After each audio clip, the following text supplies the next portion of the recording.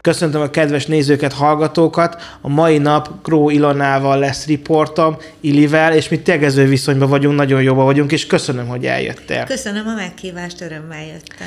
Na, téged egy generáció ismer, és nem akárhonnan, hanem a dalgyűjteményekből és a mondókákból. Hogyan lesz valaki dalgyűjtő, vagy mondóka író, vagy nem is tudom, hogy kezd megfogalmazni. Honnan kezdted? Össze kell rakni most itt az éveket, vagy az évtizedeket, hogy tényleg a könyvek hogyan is indultak, vagy hogy kezdődött az, hogy én most már 46 éve tanítok, és valahogy összeállt egy olyan mennyiségű zenei anyag, hogy ilyen nem túl szép szakkifejezést mondjak, amit szeretnék átadni mindenkinek. Kicsi gyerekeknek, kisgyermekes családoknak, szülőknek, nagyobb bacskáknak, iskolásoknak. Tehát én azt mondom, hogy tényleg itt a különféle korosztályok sorakozhatnak itt a kiadványok mögött. Tulajdonképpen azt kell mondanom, hogy mindaz a zenei ismeret, amit fontosnak tartok és szépnek, azt kapja meg mindenki. 46 év az gyakorlatilag szinte 2 generáció, 25 éve egy generáció, azt szokták mondani. Te láttál egy ilyen nagy spektrumot, nem csak gyerekként, hanem szülőként is. Igen. Mi változott az elmúlt közel 50 évben a legjobban? Magyarországon akár, vagy a gyereknevelésben? Ez egy nagyon-nagyon nagy téma lehetne, hosszan lehetne erről beszélni. Hogyha nagyon sűrítve szeretnék erre válaszolni, akkor azt mondom, hogy van, ami állandó. És biztos, hogy van, ami változott is, és én ezt az állandóságot nagyon szeretem, és ezt szeretném erősíteni. Az állandóság az, hogy egy gyerekeknek ugyanúgy szükségük van a szeretetre, a figyelemre, és arra a szépségre, mondjam így a saját munkám nyomán, hogy arra művészetpedagógiára, amivel mi a gyerekek és a felnőttek lelkét is építjük. Tehát én biztos vagyok abban, hogy erre szüksége van mindig mindenkinek, gyerekeknek és felnőtteknek is, a versre, a dalra, a mesére, az egymással töltött időre, ami élményt is ad egyúttal. Ami pedig változott, hát arra csak egy közhely jut eszembe, hogy minden sokkal gyorsabb lett, türelmetlenebb, sokkal több gép vesz minket körül, hiszen fejlődik a világ, jönnek a technikai változások is, ami nagyon jó, de ami ellen egy picit még küzdeni is kell időnként. Nagyon szentimentálisnak tűnhet majd egy kérdésem, vagy talán válaszom is. Ugye múltkor meghívtál a ringató előadásodra ide a Vigadóba, és én gyermektelen felnőttként mentem oda, és én úgy gondolom, hogy ez nem feltétlen gyerekeknek szól, vagy nem csak gyerekeknek szól az egész előadásod, vagy ez az egész programod, hogy te a gyermekekhez szólsz, felnőttekhez, hogy alakul egy ilyen? Mindenek előtt a felnőttekhez. Tehát én a felnőtteket szeretném ezzel a ringató módszerrel megnyerni. Egy gyengéd befolyásolás történik, azt hiszem, a foglalkozásokon, és a felnőtteken keresztül, tehát a szülőkön, nagyszülőkön keresztül szólok a gyerekekhez. Én azt hiszem, hogyha a szülők megtalálják a lényegét mindannak, amit mi tanítunk majdnem 180 tanítványommal együtt az ország határinkon belül és túl. Ha ezt észreveszik a szülők, hogy ebben mi a fontos, vagy mi a jó, akkor abból nagyon sokat kapnak a gyerekek is. Tehát áttétesen adod át. Igen. Tehát meg kell nyerni a szülőket egyfajta értéknek, a szülők is kapjanak ott élményt, örömet azokból az énekes játékokból, azokból a dalokból. A szülők lelkét is töltögetni kell, és akkor, ha ők rendben vannak, akkor rendben vannak a gyerekek is. Én egyedülálló férfiként ott voltam az előadáson, és ezt hiszem azt, hogy ez mindenkinek jó. Én bízom benne. Ha így visszagondolsz az elmúlt sok évre, talán 10 évekre is, mi volt a legfurcsább pillanata akár a ringatónak, vagy akár a szakmádban? Volt-e olyan, hogy második generációt tanítasz? Volt, hát persze. Hányszor előfordult, nagyon sokszor, sőt, amikor visszamentem abba a városba, ahol kezdtem a ringatót, még nem is ringató néven, hanem semmilyen neve nem volt, leültünk egy ilyen picike kis terembe, anyukákkal, gyerekekkel énekeltünk és játszottunk.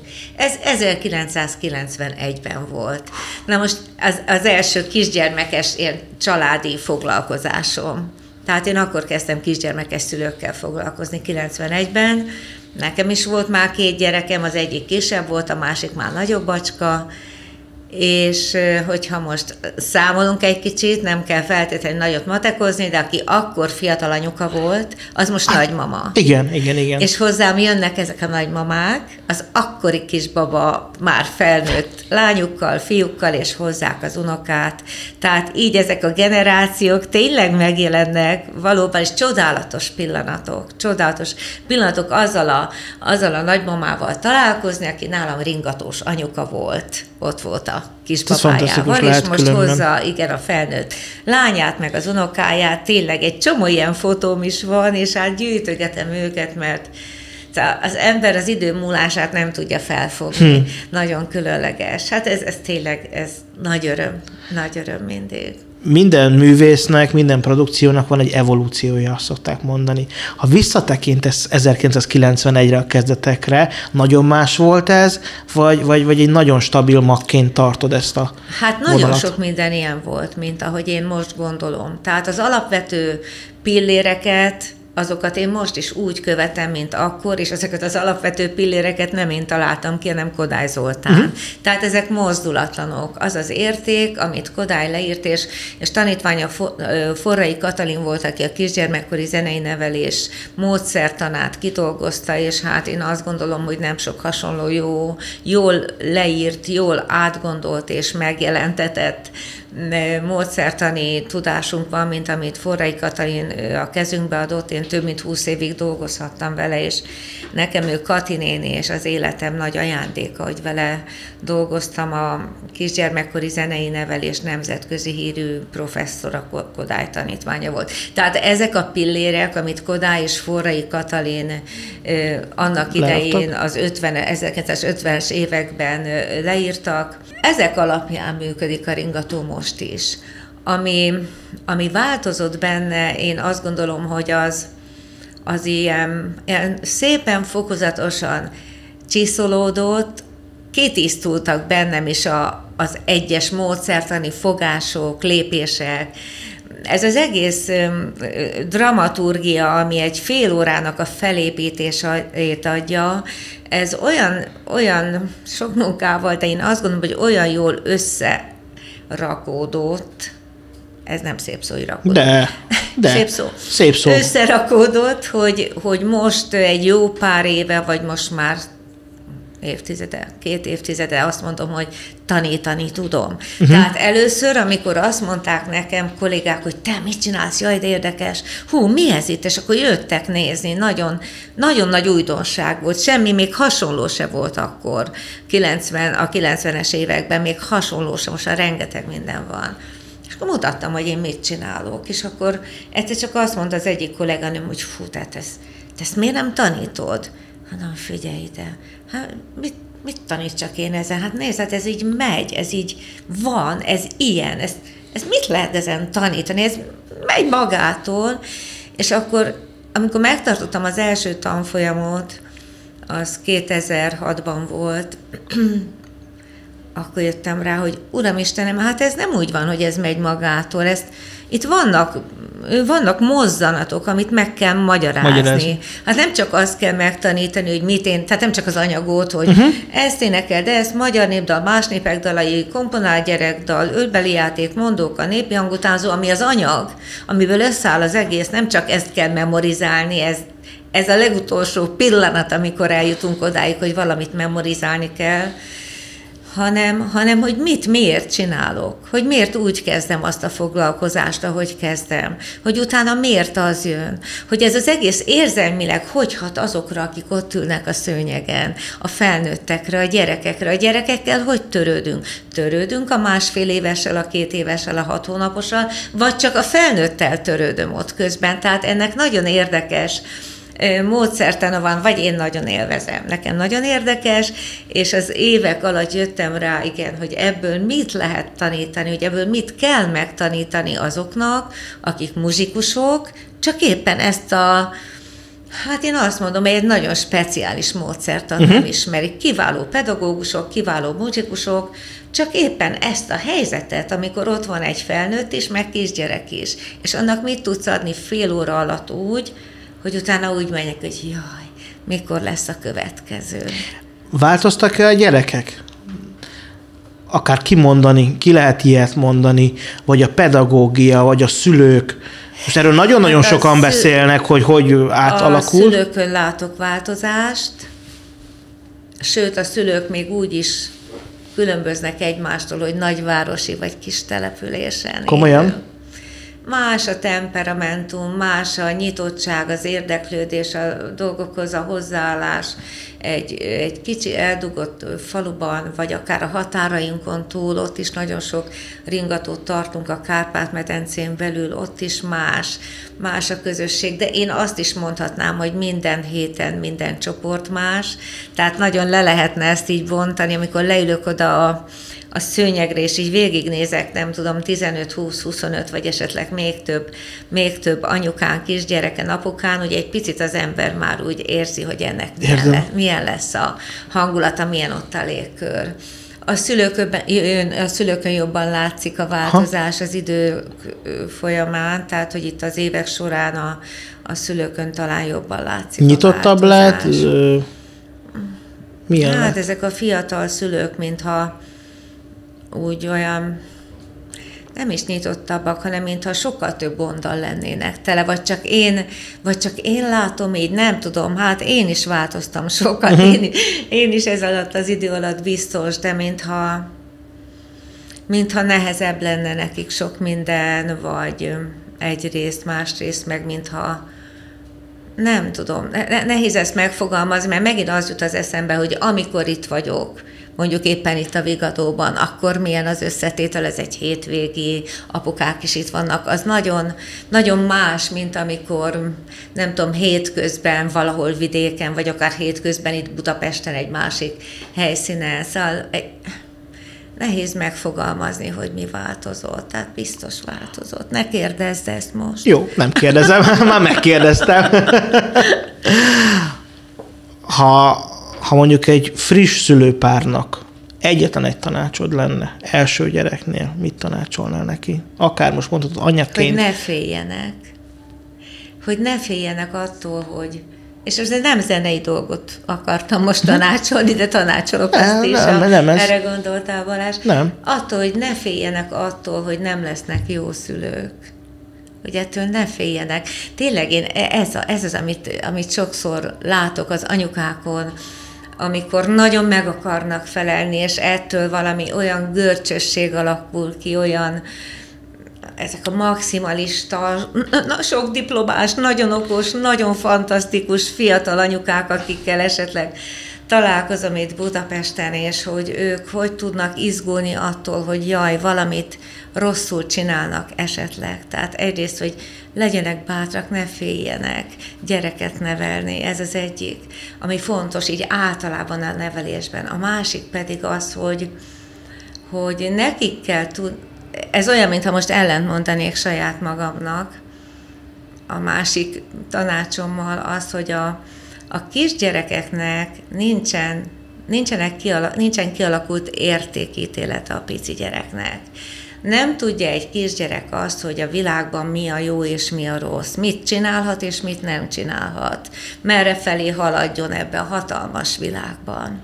Ezt nekünk kell megmutatni, a szülőknek elsősorban, meg mindenkinek, akire kisgyereket bíztak, nevelőknek, pedagógusoknak. Tehát mi mutatjuk a mintát, mi mutatjuk az utat. Az nem lehet, hogy egy családban akkora legyen a demokrácia. Lehet, hogy ezen fel fognak háborodni a szülők. Nem baj, én ezt vállalom mindenhol. Tehát nem lehet az, hogy egy családban akkora legyen a demokrácia, hogy a 2 éves döntsön valamiről. Vagy a 3 éves, mert ott akkor pillanatok alatt anarchia lesz. Aha. Tehát a kisgyereknek el kell fogadni a pici gyereknek azt, hogy nem. az, hogy van olyan, amire azt mondjuk, hogy nem. És akkor azt megvárom, vagy valahogy egy ilyen kis húzd meg, erezd meg technikával. Nyilván minden gyerek más, és minden helyzet más, de nincs olyan, hogy csak a gyereknek van igaza, mert jaj, szegény lelket el ne nyomjuk.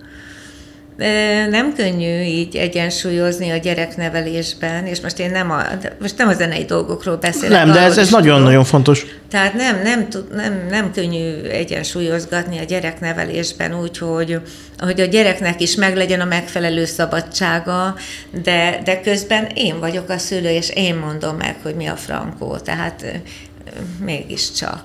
Az én generációmban, én 90-es születésű vagyok.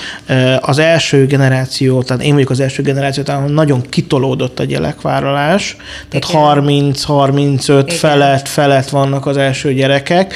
Ez szerinted probléma, vagy befolyásolja az egész társadalmat, a gyerektársadalmat, vagy a szülőtársadalmat? Tehát itt egy 10 év differencia talán sok. Tényleg nagyon kitolódott. Tehát én 24 éves voltam, amikor az első gyerekem született, utána meg később néhány év múlva jött a második, és az volt a normális, ilyen 23, 24, 25 éves korukban szültek a nők, és az volt az elfogadott. Most igen, ez tényleg most így kicsiszoltál, visszagondolok arra, hogy az anyósom, tehát az én előttem levő generáció, a férjem, édesanyja 18-19 éves korában szült, akkor meg az volt a normális. Tehát, hogy hozzájuk képest mi is csúsztunk, igen, és hozzánk képest meg a mostaniak megint, de ez most már szerintem annyira kint van már, hogy már ez az életkor, hogy így 30 fölött születnek a gyerekek, és akkor mikor születik majd a testvér, meg még az még jobban kitolódik. Nem tudom, hogy szóval föl kell nevelni a gyerekeket, és ha arra gondolok, hogy 20 éves egy gyerek, és aggasztján az édesapja, az nem jó. Tehát látni kell, az unokáinkat látni akarjuk. Igen. És kellenek a nagyszülők, de ha nagyon későn születik egy kisgyerek, akkor a nagyszülő akkor nem is találkozik nagyszülővel. Tehát, hogy nem tudom, hogy lehet követni, amit mondom. Igen, tehát kicsúszunk annyira. Igen, kicsúszunk, és akkor hát én olyan szerencsés vagyok, hogy nekem van 5 unokám. De most azt számolom, hogy a legidősebb, nálunk is későn születtek egy kicsikét. A legidősebb unokám 11 éves, és azt számolgatom, hogy édes, drága Zsófikám azt mondta, hogy mama, korán fogok férjhez menni, hogy lássad a dédunokádat. És milyen édes, hogy ezt mondjad, és tényleg azt számolom, hogy ő mikor lesz neki kisbabája, hogy én még nem tudom. Tehát az jó, ha az ember látja az utódait, a családot úgy látja, hogy bennük látja a jövőt. Nagyon sok mozaik család van, és nagyon sok csonka család van most Magyarországon. Ez kőkemény statisztika, tehát nem csak légből kapott dolog. Amikor ilyet látsz, akár egy foglalkozásodon, az másabb, mint mondjuk egy egészséges családos? Nem szokott nagyon kiderülni, vagy most én bár ritkában tartok ringatót, az utóbbi években már átadtam a tanítványaimnak, meg a lányaimnak a foglalkozásokat, tehát én ritkában megyek vendégként, megjelenek, meg így ritkán találkozom közvetlenül, vagy annyira. Most nincs olyan, nem vagyok olyan kapcsolatban a fiatal szülőkkel, mint amikor nagyon intenzíven és nagyon sok helyen tartottam foglalkozást, ott még ilyen baráti kapcsolat is kialakult volt, amikor elmondták nekem a belső dolgaikat, a bajukat, beszélgettünk, foglalkozás után volt, akitől leveleket kaptam, és leírta a gondolatait, az örömét, a bánatát, de most nincsenek ilyen tapasztalataim, hogy ez számomra nem derül ki a ringatón, hogy aki ott ül körülöttünk, neki milyen a családi háttere. Te mindig tele vagy tervekkel, és mindig nagyon kreatív vagy, tehát az a fajta típusú ember vagyok, aki kreatívabb, mire utoléri magát. Menekülök a gondolataim, menekülök az ötleteim előtt. Ötletgazdag ember vagy. Ha lehet egy ilyen kérdés, hogy mi a következő terv? Mint töröd magad? Mesélj! Hát most jó néhány könyvet megjelentettünk úgy, a lányommal közösen működtetjük a Ringató kiadót, és készülőben vannak az új könyvek, a lányomnak az új mesekönyvei, nekem egy új dalgyűjtemény, ami majd jövőre jön ki, de az egy ilyen utolsó pont lesz a végén a dalgyűjtemények sorozatának, és nagyon jóra szeretném, az lesz majd a kék könyv, de ez még nagyon-nagyon titkos, de azért ezt tegyétek ki nyugodtan. Szóval az lesz a kék könyv, az egy nagyon gazdag, ilyen utolsó dalgyűjteményünk lesz, de jönnek a mesekönyvek, a kisgyerekeknek szóló lapozók, tehát a könyv kiadás az folyamatosan megy, és hát a jövő évre nagyon nagy rendezvényeket tervezünk, több évforduló is lesz, ilyen kerek évfordulók, most ezekről még egyelőre nem beszélek, de nagyon sok rendezvény vár ránk, még idén is. Jövőre egy teljes évet akarunk átölelni, azzal, hogy az éneklés éve, és akkor az alatt lesz sok minden zenei rendezvény, konferenciák, tanfolyamok, és amíg még erőm engedi, addig még tanítani szeretnék azért. Hát igen, te Tani. Igen. Igazi megtestesült arca vagy. Igen. Nagyon szépen köszönöm, Velda, a riportot. A nézőknek pedig azt mondom, és a hallgatóknak, hogyha valaki személyesen meg szeretne ismerkedni veled, vagy magával a Ringatóval, akkor gyertek el a Vigadóba. Nagyon gyakran vagy itt nálunk, nagyon színes programmal, és srácok, ez tényleg jó ez a program. Úgyhogy gyertek. Köszönöm szépen, sok erőt a munkádhoz. Nagyon köszönöm, Balázs.